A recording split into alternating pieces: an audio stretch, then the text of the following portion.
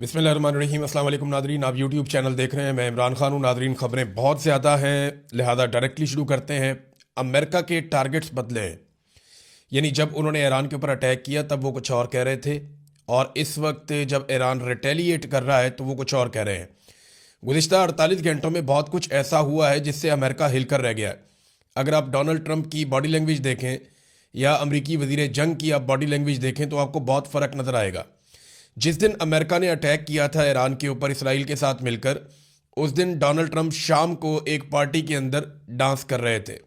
ये बड़ी महंगी पार्टी थी, दुनिया के बहुत अमीर लोग इसमें आए हुए थे। हत्ता कि इस पार्टी में शामिल होने के लिए $1 मिलियन तक भी लोगों ने खर्च किए। डोनाल्ड ट्रंप वहाँ पे रक्स कर रहे थे, बड़े खुश थे। लेकिन अब अगर आप गुज़िश्ता शब की उनकी फुटेज देखें तो उनकी बॉडी लैंग्वेज बहुत डाउन है, उनके कंधे जो हैं वो झुके हुए हैं और डोनाल्ड ट्रंप की हवाइयाँ उड़ी हुई हैं।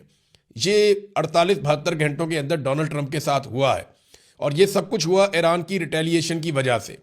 पहले जो ईरान के खिलाफ टारगेट थे अमेरिका के, वो क्या थे ज़रा ये आप जहन में रख लें, क्योंकि ये नेतन्याहू और अमेरिका ने मिलकर तय किए थे, डोनाल्ड ट्रंप ने।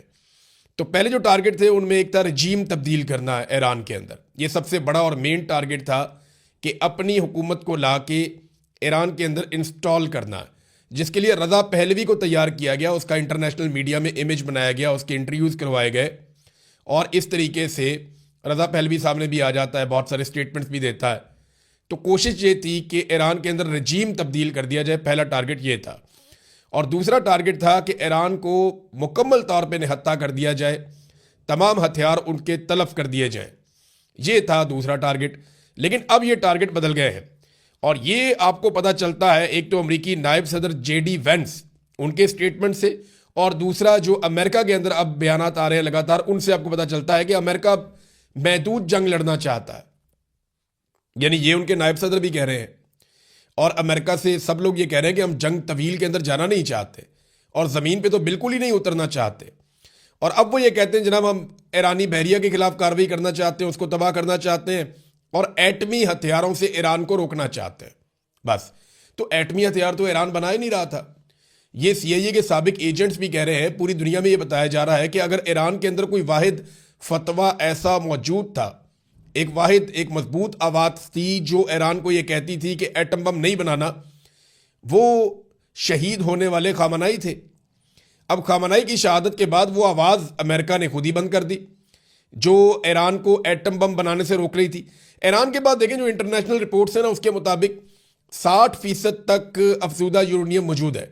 यूरेनियम से आप एटम बम बनाते हैं ना, तो 60% तक तो उसने काम किया हुआ है उसकी अफजूदगी के ऊपर, और हफ्ता 10 दिन और लगेंगे। ये अमेरिकन का दावा है कि ईरान बाकी काम हफ्ता 10 दिन में कर सकता है अगर वो फैसिलिटेट हो जाए तो, या वो इसके ऊपर तुल जाए ये काम करने पे, तो इसको 90% तक पहुंचा सकता है।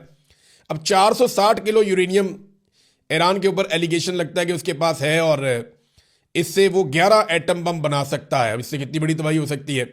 तो वो ये कहते हैं जी एटमी हथियारों से ईरान को रोकना है। अब यहाँ पे आ गया मामला, पहले तो मामला कुछ और था, अब मामला कुछ और है। अमेरिका अपने टारगेट्स बदल रहा है।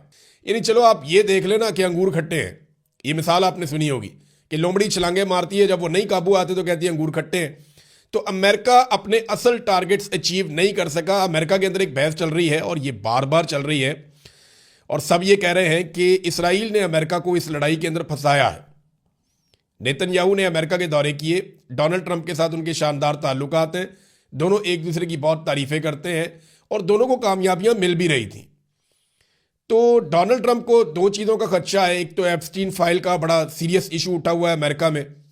जैसे ही ये आप देखिएगा गर्द बैठेगी तो एप्स्टीन फाइल का मामला डोनाल्ड ट्रंप के गले का तौक बन जाएगा, मुसीबत बन जाएगी उनके लिए, कानूनी नुक्ता नज़र से भी और अवामी नुक्ता नज़र से भी। और दूसरा मामला है कि डोनाल्ड ट्रंप की मकबूलियत बहुत बुरी तरह इफेक्ट हुई है अमेरिका में, और मिड टर्म इलेक्शन के अंदर उनके जीतने के इम्कानात नहीं है। नेतन्याहू ने फिर स्टेटमेंट दे दिया कि खुशकिस्मत है कि हमारे पास ट्रंप जैसा लीडर है। यानी नेतन्याहू ने और शहबाज शरीफ ने गेम उठाई हुई है डोनाल्ड ट्रंप की, वो कोई कसर छोड़ ही नहीं रहे। अच्छा, अब एक चीज़ और है जो अमेरिकन कहना शुरू हो गए, वो ये कह रहे हैं कि लड़ाई तो हमारी थी नहीं, हम इस लड़ाई में क्यों उतर गए, हमें तो ईरान से किसी किस्म का कोई खतरा ही नहीं था। और बार बार ये स्टेटमेंट आ रहे हैं। सेनेटर वार्नर ने एक जुमला बोला और उसके अंदर सारा कुछ शामिल है। उन्होंने कहा जी ईरान इसराइल के लिए खतरा था, अमेरिका के लिए खतरा नहीं था। अगर हमने ईरान पर इसलिए हमला किया है कि वो उनके लिए खतरा है, तो मुबारक हो, इसराइल के यहूदियों ने अमेरिका पर कब्जा कर दिया है। अब ये रिपोर्ट हुआ जनाब, वहाँ पे सेनेटर वार्नर ने ये स्टेटमेंट दिया अमेरिका में। अमेरिका में सब लोग ऐसे ही सोच रहे हैं। ये एक सर्वे भी हुआ अमेरिका में, और ये CNN ने सर्वे करवाया। इनके सर्वे बड़े मकबूल होते हैं अमेरिका में। CNN बताता है अमेरिका के सर्वे के अंदर कि अमेरिकियों की राय क्या है इस जंग को लेकर। डोनाल्ड ट्रंप अमेरिकियों को ईरान के खिलाफ जंग पर कायल नहीं कर सके, और 59% अमरीकी इस जंग के खिलाफ हैं। 88% जो अमरीकी हैं वो ये कहते हैं कि ईरान की सरजमीन पर फौज नहीं उतारनी चाहिए, यानी उन्होंने मुखालफत कर दी है। जबकि डोनाल्ड ट्रंप कहता है हम ये कर सकते हैं, लेकिन अमरीकी कह रहे हैं कि ऐसा बिल्कुल नहीं करना चाहिए, और 88% अमरीकी इसके खिलाफ हैं डोनाल्ड ट्रंप की राय के। और लगभग 60% ये कहते हैं कि ट्रंप के पास ईरान से डील करने का कोई प्लान नहीं था, कि ईरान से किस तरह निपटना है इसके पास प्लान ही कोई नहीं था, और उन्होंने इस जंग की मुखालफत की है। नाज़रीन, सऊदी अरब के अंदर जो अमरीकी एम्बेसी के ऊपर अटैक हुआ, मैंने आपको पिछले वीलॉग में बताया था, उसकी तस्दीक हो गई है।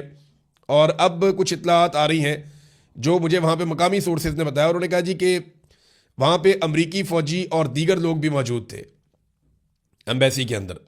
ये अमेरिकन एम्बेसीज के अंदर इनका फ़ौज का हमला होता है, हिफाजत के लिए भी होता है, वहाँ पे मौजूद रहता है। तो क्योंकि सऊदी अरब से ये ऑपरेशंस कर रहे थे, तो अमेरिकन एम्बेसी जो रियाद में है, जहाँ पे और एम्बेसीज भी है इस इलाके में, वहाँ पे उनकी मौजूदगी कोई हैरत की बात नहीं है। लेकिन इसके ऊपर 2 अटैक किए गए हैं, और एक और हमला किया गया है जो नेतन्याहू के दफ्तर पे हुआ है। इन दोनों हमलों के अंदर मिसाइल इस्तेमाल किए गए हैं, और दोनों हमलों के अंदर शदीद नुकसान हुआ है। अब कितने लोग मारे गए हैं, कितना नुकसान हुआ है, इसकी तफसीलात नहीं आ रही। अमेरिका और इसराइल ये तफसीलात नहीं बताना चाह रहे, वो सामने नहीं रख रहे अभी तक। नाज़रीन, ईरान ने अपना एक ऑफिशियल स्टेटमेंट जारी किया है। इस स्टेटमेंट में ईरान ये कहता है कि वो अपनी 6000 साल पुरानी तहजीब का दिफा करेगा। हमने लंबी जंग की तैयारी कर रखी है, और हमने पहल नहीं की। दुश्मन को अपने गलत अंदाजों पे पछताना पड़ेगा। हम अमेरिका और इसराइल के ऊपर मजीद जहन्नुम के दरवाजे खोल देंगे। लेकिन ये ना एक स्टेटमेंट आपको और देखना चाहिए साथ में। ये जियो पोलिटिकल तजियाकार है प्रोफेसर जियांग, ये कनाडा में होते हैं, और इनकी बड़ी नज़र है और इनकी बड़ी रिसर्च है। इन्होंने कहा जी ईरान ने 20 साल की लड़ाई की तैयारी की है। अमेरिका 21वीं सदी की जंग के लिए तैयार नहीं है। ईरान को अमेरिका पर इस खित्ते में कई किस्म की स्ट्रेटेजिक बर्तरियां हासिल हैं दिफाई नुक्ता नज़र से, और ये एक थका देने वाली लंबी जंग बन सकती है, जिसमें अमेरिका के लिए तो बहुत मुश्किलात हो जाएंगी। देखें ना, जो ईरान के हथियार हैं जो बड़े खौफनाक हैं, जिन्होंने इस वक्त मुसीबत डाली हुई है, मैं उनके बारे में आपको थोड़ा बता देता हूँ। एक तो ये है कि जो आबना हरमस की बंदिश है, ये दुनिया के लिए एक डरावना ख्वाब है, और ईरान के पास ये कैपेसिटी है कि इसको लंबे अरसे तक बंद रख सकता है। अब दुनिया भर की कंपनियां जो है वो खसारे में जाना शुरू हो जाती हैं, और आपको पता है दुनिया की सबसे अमीर कंपनियां ऑयल की, और सबसे बड़ा बिजनेस जो है, one of the biggest businesses in the world, ये ऑयल मार्केट है, और इससे दुनिया की बाकी सारी मार्केट कंट्रोल भी होती है। तो यहाँ पे जो ये बंदिश है, इसके नतीजे में खलीजी ममालिक का बहुत नुकसान हो रहा है। अमेरिका पे और यूरोप पे दबाव बढ़ रहा है। यूरोप में जो गैस की कीमतें हैं, यूरोपियन गैस की, वो लगभग 50% तक ऊपर जा चुकी हैं, और मजीद ऊपर चली जाएंगी। $85 फी बैरल तक, यानी $5 मजीद इजाफा हो गया है, और ये लगातार इजाफा होता चला जा रहा है आलमी मंडी में तेल की कीमतों में। ये चीज़ दबाव बढ़ाती चली जाएगी। दूसरा एक और बड़ा खौफनाक हथियार जो ईरान इस्तेमाल कर रहा है, ये 2 जिनको वो फिजिकली यूज़ कर रहा है, एक उसके क्लस्टर बम्स हैं। इन्होंने इसराइल को और अमेरिका को बहुत हैरान किया, ख़ासतौर पे इसराइल को, इसलिए कि इसराइल के शहरों के ऊपर वो ये क्लस्टर बम फेंकते हैं। ये क्लस्टर बम होता क्या है, मैं आपको बता देता हूँ। ये एक ऐसा बम होता है जिसको जब कोई फायर करता है तो एक मखसूस फासले पे पहुंचने के बाद, इससे पहले कि इसको इंटरसेप्ट किया जाए, ये एक बम बहुत सारे बमों में तब्दील हो जाता है, और आगे से ये बारिश कर देता है बमों की। तो ये क्लस्टर बम है। ये अमेरिका ने मारे थे अफगानिस्तान के अंदर, और भी कई जगहों पे मारे हैं उन्होंने। तो ये जो क्लस्टर बम है, ये इसराइल के ऊपर ईरान इस्तेमाल कर रहा है। हैरत की बात यह है कि ईरानी साइंसदानों को लगातार निशाना बनाया गया गुज़िश्ता कई सालों में, लेकिन इसके बावजूद उनके हथियारों की तैयारी को रोका नहीं जा सका। उनके मिसाइल भी तैयार हैं, उनके ड्रोन भी तैयार हैं और लगातार तैयार हो रहे हैं। ये जो क्लस्टर बम है ईरान के पास, ये 80 दीगर बमों में तब्दील हो जाता है। यानी इससे पहले कि इसराइल के इंटरसेप्टर्स या आयरन डूम या पैट्रियट दिफाई सिस्टम वो इसको निशाना बनाए, उससे पहले ये बहुत सारे बमों में तब्दील हो जाता है और फिर ये आग की तरह ज़मीन के ऊपर बरसता है। आपने बहुत सारी वीडियोस देखी होंगी कि अचानक से बहुत सारे बम फिजा से ज़मीन की तरफ आते हैं। ये क्लस्टर बम है और इसने भी एक मुसीबत डाली हुई है, क्योंकि इसको रोकने का कोई सिस्टम होता नहीं है, इसको आप रोक नहीं सकते। और दूसरा बड़ा मसला जो ईरान के ड्रोन्स हैं, जो वो इंतहाई कम कीमत में खुद तैयार करता है। यानी आलमी मार्केट में उसकी कीमत $20,000 से लेकर $35,000 तक है। अब ईरान को कितने का पड़ता है ये तो आप अंदाज़ा लगा सकते हैं कि जब आप खुद तैयार करते हैं तो आपको और भी सस्ता पड़ता होगा। तो इन ड्रोन्स को रोकने के लिए, यानी ड्रोन तबाही तो फैला रहे हैं और ये बहुत सस्ते ड्रोन्स हैं, लेकिन जितनी तेज़ी से ये बन रहे हैं, जितनी तेज़ी से ईरान हथियार बना रहा है, उतनी तेज़ी से इन हथियारों को रोकने वाले हथियार नहीं बना पा रहे। यानी ये आपको वजीर खारजा अमेरिका के उन्होंने ये कहा, मार्को रूबियो का स्टेटमेंट है कि ईरान 100 से ज़्यादा तैयार कर लेता है हथियार एक महीने में, मिसाइल, जबकि उनको रोकने के लिए 7 से 8 तैयार होते हैं एक महीने में। तो ये एक अदम तवाज़ुन है। और दूसरा ये है कीमत का फ़र्क बहुत ज़्यादा है। इंटरसेप्टर बहुत महंगा है, 100 गुना कीमत का फ़र्क है, जबकि ईरानी हथियार बहुत सस्ते हैं और वो इनकी मईशत का भट्टा बिठा देंगे अगर ये लड़ाई लंबी चलती है। तो अब अमेरिका इस लड़ाई से निकले कैसे, ये है जी सबसे बड़ा सवाल, क्योंकि इस लड़ाई से निकलना पड़ेगा ना। तो उसके लिए अमेरिका को अब ईरान के दोस्तों से रब्ता करना पड़ेगा जो मुश्तरका दोस्त हैं। यानी तुर्की इसमें रोल प्ले कर सकता है, पाकिस्तान रोल प्ले कर सकता है, इसके अंदर चीन और रशिया, ये दोनों ममालिक भी रोल प्ले कर सकते हैं। अक़वाम मुत्तहिदा का प्लेटफॉर्म भी इस्तेमाल किया जा सकता है। तो अमेरिका एक मरतबा तो ऐसा लगता है कि जोर और ताकत का इस्तेमाल करने की कोशिश करेगा, लेकिन अल्टीमेटली उसको ये लड़ाई रोकनी पड़ेगी, क्योंकि अमेरिका के इत्तेहादियों का इसमें ज़्यादा नुकसान हो रहा है और एक बदएतमादी फैल रही है। अरब ममालिक जिन्होंने बेशुमार पैसा अमेरिका को दिया अपने दिफा के लिए, जब वक्त आया तो उन्होंने खुद देखा कि अमेरिका अपना दिफा नहीं कर रहा अरब ममालिक के अंदर। यानी ईरान का अटैक कोई अरब ममालिक के ऊपर तो नहीं है ना, ईरान अटैक कर रहा है अमेरिका की बेसिस के ऊपर, या अमेरिकन एम्बेसी है उनके दफातर पे, या जहां पे अमेरिकन मौजूद हैं। अब वहां पे अमेरिकन अपना दिफा नहीं कर पा रहे इन अरब ममालिक के अंदर, तो ये अरब ममालिक का दिफा क्या करेंगे, ये सवाल पैदा हो गया है। अमेरिका ने ऑर्डर जारी किया है कि फौरी तौर पर अमरीकी शहरी 14 मुल्कों से निकल जाएं। अब इन मुल्कों से अमेरिका अरबों डॉलर वसूल करता है हर महीने इनके दिफा के लिए, और वहां से अपने शहरियों को भगा रहा है। इसका मतलब यह है कि अमेरिका दिफा करने में नाकाम हो गया। अब अरबों को सोचना पड़ेगा कि अपनी फौज तगड़ी करनी है, अपने हथियार बनाने हैं, या अमेरिका की तरफ ही दोबारा देखना है। यानी ईरान, इराक, शाम, इसराइल, मिस्र, कतर, ओमान, उर्दन, यमन, कुवैत, बहरीन, लबनान, सऊदी अरब, यूएई, इन सारे मुल्कों से अमेरिका अपने शहरियों को निकाल कर ले जा रहा है। अब इन मुल्कों में से अक्सरियत को यह सोचना है कि हम अरबों डॉलर अमेरिका को देते हैं अपने दिफा के लिए, वो अपना दिफा हमारी सरजमीन पे नहीं कर पा रहा, तो हमारा दिफा क्या करेगा। और इसराइल के दिफा के लिए अमेरिका ने पूरा जोर लगाया। जो इसराइल की शहरों की हालत है वो भी आप देख लें, फुटेज अवेलेबल है, हर तरफ आपको फुटेज नजर आ जाएगी।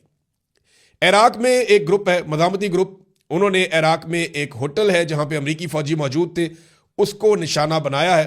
ये एरबल होटल है और यहां पे उन्होंने दावा किया कि अमरीकी फौजी मारे गए। अब अमरीकी फौजी कितने मारे गए इसके बारे में हम कुछ कह नहीं सकते। अमेरिकन तो बहुत कम तादाद बताते हैं, वो बताते ही नहीं है। अमेरिकन अफगानिस्तान और इराक के अंदर भी अपनी लाशें छुपाते थे, वो नहीं बताते थे उनके कितने फौजी मारे गए। लेकिन यहां पे ईरान जो है वो दावे बहुत बड़े बड़े कर रहा है। ईरान का ये कहना है कि बहुत बड़ी तादाद में उन्होंने अमेरिकन को नुकसान पहुंचाया है। नाजरीन, ईरान में 160 तालबात, 165 तालबात थी, ये 60 साल से 12 साल तक की थी। इनके ऊपर सबसे पहले हमला किया गया था। पहले दिन के अटैक के अंदर ये शहीद हो गई थी। अब इनका नमाज जनाजा अदा की जा रही है इन बच्चियों की, और नमाज जनाजा के लिए जिस तरह इनकी कब्रें बनी हैं, ये मनाजिर पूरी दुनिया को हिला कर रख दिया है इन्होंने। 165 मासूम बच्चियां, 7 साल से लेकर 12-13 साल तक की उम्र इनकी, और इनको बमों से आग बरसा के मार दिया। किसने? अमन के देवता ने इनको मारा, उसने जिसको शहबाज शरीफ साहब ने कहा कि इसको अमन का नोबेल इनाम दिया जाए, डोनाल्ड ट्रंप। और सारे सपोर्ट कर रहे हैं, बिलावल भी सपोर्ट कर रहा है, मरीम नवाज भी सपोर्ट कर रही है। और ये जब तस्वीर सामने आई इन बच्चियों की तो कोहराम मचा हुआ। और ईरान में इतने बड़े पैमाने पर लोगों ने निकलकर नमाज जनाजा अदा की है कि कोई अंदाज़ा भी नहीं लगा सकता था। थोड़े अरसा पहले तक कोई टाउट्स वगैरह दिखा रहे थे, जनाब ये 10 बंदे नाच रहे हैं या 15 बंदे नाच रहे हैं खामनाई की शहादत पे, लेकिन उसके बाद आपने देखा कि अब वो सारे खामोश हैं कि इतनी बड़ी तादाद में लोग निकल कर आ गए इन बच्चियों की नमाज जनाजा पढ़ने के लिए। इसराइली बंकर्स के अंदर बैठे हुए हैं, अमेरिकन से हज़ारों मील दूर बैठे हुए हैं, जबकि ईरानी सड़कों पे खड़े होकर जंग का मुकाबला कर रहे हैं। ये फ़र्क तो है, ये फ़र्क है। नाज़रीन, एक सवाल और पैदा होता है, मैं ये पाकिस्तान में आने से पहले आपके सामने रखता हूँ कि अगर अमेरिका यहाँ से बेइज्जत होकर निकलता है तो क्या वो सुपर पावर होने का अपना स्टेटस अब बरकरार रख पाएगा? देखिए, अमेरिका अपनी इज्जत खो रहा है। अब यूरोपीय ममालिक उसकी बात नहीं मानते, उसे आंखें भी दिखाते हैं। दुनिया में जो उसका सिक्का चलता था वो अब वैसे नहीं चलता। अमेरिकन अपनी वक़्त खो रहे हैं और चाइना बहुत तेज़ी से आलमी उफक के ऊपर एक जाइंट बनकर सामने आ रहा है। इस पर हम वीलॉग ज़रूर करेंगे, मैं बहुत सारी तफसीलात और चीज़ें आपके सामने रखूंगा। अब आ जाए पाकिस्तान के मामला पे। पाकिस्तान के ISPR ने यह खबर लगवाई सीनियर सिक्योरिटी ज़राए कह के कि पाकिस्तान नेक्स्ट नहीं हो सकता, यानी ये मुमकिन नहीं है कि पाकिस्तान के ऊपर हमला किया जाए और पाकिस्तान जो है उसको टारगेट किया जाए। पाकिस्तान एक एटमी कुव्वत है, ये बात ठीक है, पाकिस्तान के पास एटम बम है, दुनिया 10 दफ़ा सोचेगी, लेकिन खतरात पाकिस्तान को हैं, इसलिए क्योंकि पाकिस्तान के एटम बम को इसराइल अपने लिए खतरा समझता। ईरान पर मुसल्लत जंग का एजेंडा इसराइली असर को पाकिस्तानी सरहद तक लाना है। ये कौन कह रहा है? वजीर दिफा। ISPR कुछ और कह रहा है, वजीर दिफा कुछ और कह रहा है। ISPR कह रहा है नहीं कुछ नहीं होता, कोई नहीं आ रहा हमारी तरफ, जबकि वजीर दिफा कह रहा है कि ईरान पर जो जंग मुसल्लत की गई है उसके पीछे जो असल एजेंडा है वो ये है कि इसराइली असर पाकिस्तानी सरहदों तक पहुंच जाए। ये है जनाब। वजीर दिफा कोई और स्टेटमेंट देता है पाकिस्तान का, ISPR कोई और स्टेटमेंट बताता है सिक्योरिटी ज़राए के नाम के ऊपर।